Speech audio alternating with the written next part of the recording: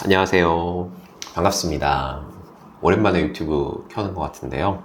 그동안 본업에 바쁘다는 핑계로 이런저런 다른 유튜브들 많이 찍다가 오늘은 개인 채널에 하나 올리고 싶은 얘기가 떠올라서 오랜만에 한번 켜봤습니다. 왜 그 읽을 때마다 다르게 느껴지는 책들이 있다고 하잖아요. 헤르만 헤세의 데미안이라든지 생텍쥐별의 어린 왕자나 삼국지 같은 이런 것들 볼 때마다 다르게 느껴진다 이렇게 얘기를 하는데, 사실 인간이 경험치가 다 다르고 나이에 따라서 보이는 게 다를 수밖에 없죠. 그러니까 그 세 가지 책이 아니더라도 다른 책들도 다 나이 들어서 보면 다르게 느껴질 텐데, 오늘 얘기할 주제랑도 좀 일맥상통하는 얘기예요.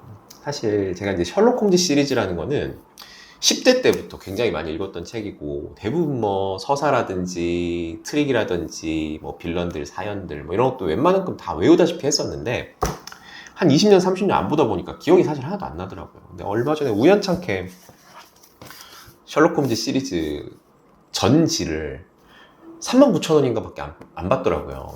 그래서 갑자기 옛날 추억도 떠오르고 해서 한번 사봤죠. 그래서 이제 책을 보는데, 10대 때는 절대 안 보이던 것들이 한 첫 장, 네다섯 장만 읽었는데 벌써 보이더란 말이죠. 그래서 제가 오랫동안 아들에게 얘기하는 시리즈 했었는데, 그동안 또 한동안 안 하다가 아들한테 꼭 하고 싶은 얘기도 생기고 해서 한번 켜게 됐습니다. 셜록 홈즈 시리즈 이제 한번 보신 분들을 대상으로 하는 이야기 같기도 해요. 이 보신 분들은 다 아시겠지만, 이 셜록 홈즈 시리즈라는 거는 이렇게 시작을 하죠. 아프가니스탄에 파견을 갔다 온 군의관이에요. 왓슨이라는 사람이. 근데 군의관이 오랫동안 파병을 갔다가 어깨에 총알도 맞고 부상을 입어가지고 의가사 제대를 하게 돼서 런던으로 갑자기 돌아오게 되는데, 런던으로 갑자기 돌아오니까 이제 방을 구할 수가 없잖아요. 방세가 비싸니까 룸메이트를 구해가지고 같이 살고 싶은데, 그 룸메이트를 보는데 그 룸메이트로 만난 사람이 셜록 홈즈인 거예요. 그래서 셜록 홈즈랑 같이 베이커가에 이제 하숙을 들어가서 거기서 이제 셜록 홈즈랑 같이 이런저런 사건을 만나고 그 사건에 대한 이제 기록을 남겨놓은 게 셜록 홈즈 시리즈가 되죠. 근데 이제 이 첫 장 내용을 보면서 갑자기 이제 제가 드는 의문이, 도대체 집값이 얼마나 비쌌길래, 이게 지금 1900년도 안 됐잖아요. 1800년대일 텐데 쉐어하우스라는 개념이 그때부터도 있었던 건가? 그리고 의사라면 최소한 중산층은 될 텐데, 거기 주인공인 이제 왓슨이 군의관이잖아요. 의사란 말이에요. 얼마나 비쌌길래, 아니면 의사가 수입이 얼마나 안 좋았길래 쉐어하우스를 해야만 할 정도로 어려웠냐는 거예요. 이 셜록 홈즈라는 거는 이 전 세계에 센세이션을 일으켰던 소설이고, 그때 당시에 마지막 사건에서 이제 모리어티한테 죽었다고 사건이 나왔을 때 그렇게 사람들이 셜록 홈즈 집이라고 알려진 베이커가 221번지에 전보를 많이 쳤다고 하잖아요. 셜록 홈즈 살려내라. 그래서 실제로 살아났죠. 그러니까 이게 실제로 있었을 법한 얘기니까 사람들이 받아들이고, 아, 그럴 수도 있지 생각을 했지. 만약에 그 당시에 없었던 일을 코난 도일이 쓰진 않았을 거란 말이죠. 그러니까 19세기에 그렇게나 런던 집값이 비쌌고 쉐어하우스가 성행했었나? 나무위키를 뒤져봤습니다. 셜록 홈즈는 1854년 출생이네요. 여기 주홍색 연구 사건에 보면 홈즈랑 왓슨이 룸메이트가 되는 해는 1881년입니다. 여기서 1차 멘붕이 왔어요. 뭔가 중절모와 장우산, 김 담배 파이프, 뭔가 좀 중년의 영국 신사가 인상되는 검술, 권투의 달인이라고 나타나는 이 셜록 홈즈가 실제로는 이강인 동갑이라는 거예요. 27살이에요. 심지어 여기 글로리아 스코토 사건이나 머스그레이브 사건 때는 20대 초중반입니다. 완전 애기인데요. 그리고 항상 홈즈의 조수이자 이 친구처럼 등장하는 이 책의 화자 왓슨은 홈즈보다 2살 형이에요. 아무튼 19세기 말에 런던 집값을 알아보기 위해서 당시 노동자 평균 임금에 비해서 월세 수준이 어느 정도인지 AI한테 물어봤습니다. 당시 런던의 인구는 1800년에서 1880년 사이에 100만 명에서 450만 명 정도로 급증했다고 합니다.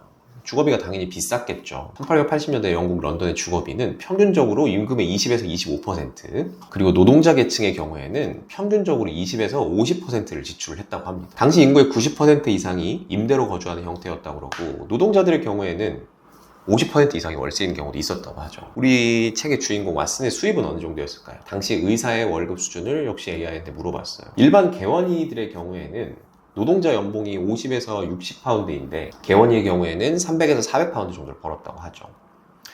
근데 이제 왓슨은 의사이고 뭐 당시에 아프가니스탄 파견을 갔다 와서 사실 이렇게 한 수입원이 없었을 테고 뭐 아직 NHS 도입 전이기 때문에 뭐 더더욱 안정적인 수입은 어려웠다고 생각은 들지만 그래도 일반 노동자들보다야 훨씬 많이 벌지 않았을까 생각은 들어요. 뭐 역사적으로 의사가 하층민이었던 적은 없으니까. 어찌됐든 원룸 하나도 제대로 구하기 힘든 상황이었지는 않았을 것이다. 원룸 정도야 충분히 구할 수 있지 않았겠냐.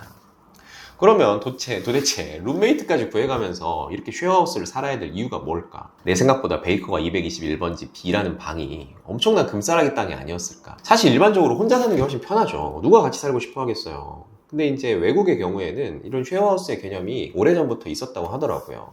뭐 옛날에 유행했던 미드, 뭐 프렌즈 같은 걸 보면 쉽게 이해를 할 수가 있죠. 우리나라도 사실 이제 곧 이런 쉐어하우스 문화가 올지도 모르겠다는 얘기들을 하는 사람도 있어요. 집세가 워낙 살인적이니까.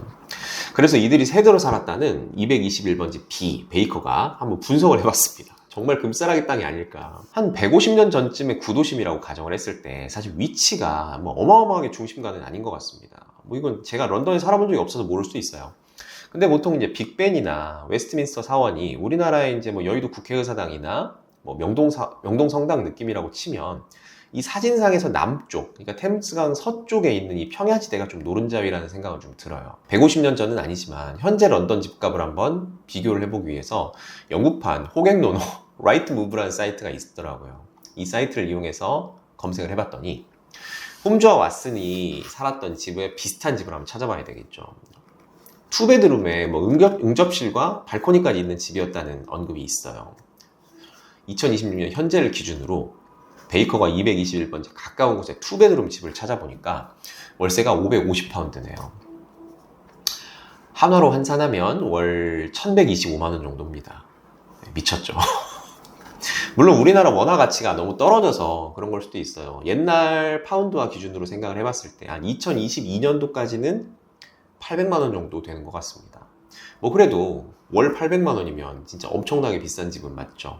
비싼 건 마찬가지인데 뭐 참고로 런던 집값들을 좀 대략적으로 찾아봤더니 원베드룸 월세 기준으로는 한 2,000에서 3,000파운드 정도가 제일 많은 것 같습니다. 입지는 아까 뭐 제가 봤던 첼시나 노팅힐 쪽이 제일 비싸고 뭐 외곽으로 나갈수록 비싼 편이고요. 뭐 그렇다고 해도 한 달에 한 500만원 가까이 되는 거예요. 뭐 물론 과거의 월세 수준이랑 입지는 좀 다를 수도 있습니다. 근데 이제 홈즈가 살던 시절을 최대한 유추해 보기 위해서 1800년 지도를 한번 찾아봤어요. 베이커가 221번지 B는 옆에 리젠트 파크도 있고 하이드 파크가 있죠. 리젠트 파크는 1810년도에 섭정왕이 이곳을 유원지로 만들 것을 제안해서 일반 대중에 오픈이 됐다고 합니다. 결국 하이드 파크랑 리젠트 공원은 이때도 있었던 거예요. 왕실 공원이니까 관리도 잘 돼 있었을 거고 굉장히 좋은 공원이었을 겁니다. 그러면은 뭔가 템즈강 리버뷰는 안 나오더라도 최소한 대형 공원 2개 정도인 영구 녹지 2개를 끼고 있는 꽤 중심가에서 가까운 투베드룸이었던 거예요. 여기서 끝나는 게 아닙니다. 제 생각에 그 시절에 지하철이 있었던 것 같아서 검색을 해봤거든요. 영국 지하철은 1863년 1월 10일에 세계 최초로 개통이 됐대요. 패딩턴역에서 패링던역에 이어지는 6km 구간의 메트로폴리탄선. 그래서 이걸 한번 검색을 해봤습니다. 혹시나 해서 세계 최초로 개통됐다는 런던 지하철 노선.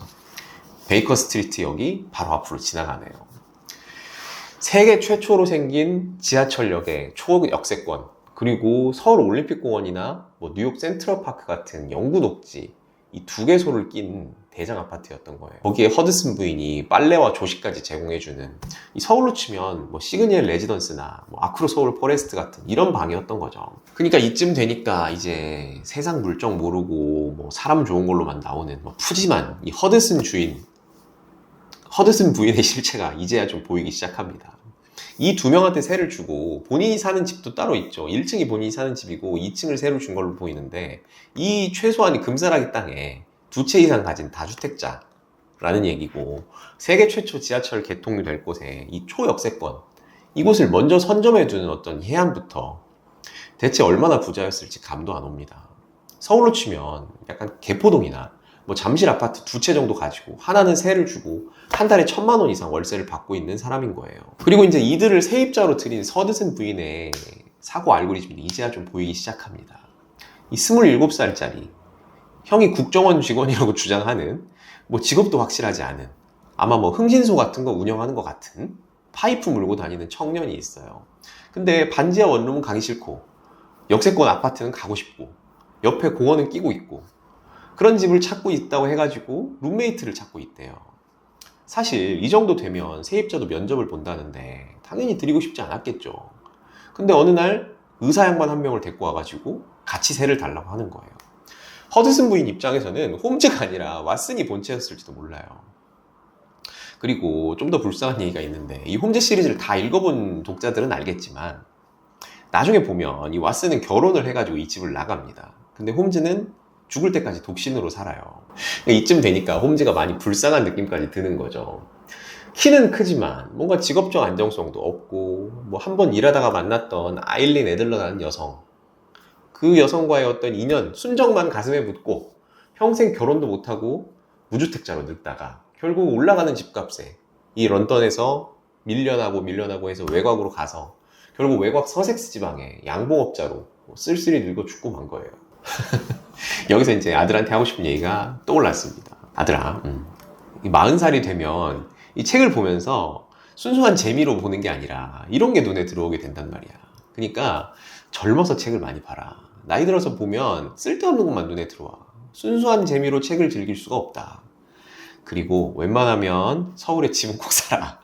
서울의 전월세값 폭등하고 결국엔 서울도 런던처럼 될 텐데 일단 집은 사고 정약용 선생님 말씀처럼 서울에 어떻게든 붙어 있어라. 외곽으로 밀려나지 말고 나중에는 월세입자들도 면접 봐서 들어가고 니 혼자서 방을 못 구해가지고 쉐어하우스 구해서 다른 사람들이랑 같이 들어가는 이런 날이 올지도 모르겠다.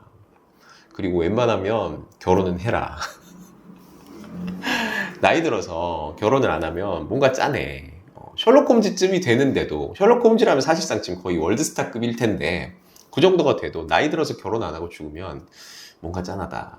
결혼을 웬만하면 하는 게 좋을 것 같다. 뭐 순수 뇌피셜로 써본 이야기니까요. 혹시 홈즈 팬들이 보시더라도 웃고 넘겨주시면 좋겠습니다. 아무튼 셜록 홈즈 시리즈 오랜만에 지금 3번째 읽고 있는데요. 너무 재밌어서 사실 옛날 추억도 많이 떠오르고 그렇더라고요. 젊었을 때 보는 책들이 나중에 나이 들어서 또 추억이 생기니까 또 추억 때문에 더 재밌는 것 같기도 하고 그렇습니다. 책 읽는 건 언제나 좋은 것 같으니까요. 또 종종 좋은 소재, 재밌는 이야기 있으면 한번 또 유튜브 켜보겠습니다. 오늘은 여기까지 하죠.